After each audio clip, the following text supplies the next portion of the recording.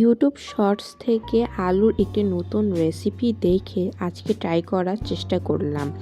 তো প্রথমে আলু ভর্তা করে নিতে হবে। আলুর মধ্যে আমি ডিম দিয়েছি এবং এরপরে আটা গুটে তাকে সমানভাবে 3টা বা 2টা লেচি আকারে কেটে লেচিগুলোকে বেলে নিতে হবে।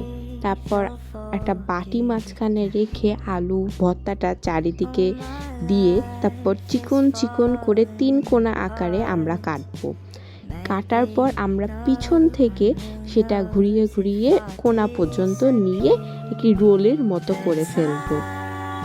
এই রোলটা তেলে ভাজার সময় একটা জিনিস খেয়াল রাখতে হবে, যেহেতু আলুগুলা বের হয়ে থাকে তো এটা একটু ফুটতে পারে তেলে।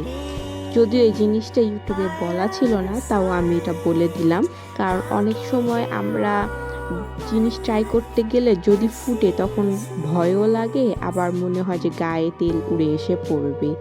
তো জিনিসটা একটু ভাজা হলে তখন তুলে ফেলতে হবে, খেতে ক্রিস্পি হয়েছিল।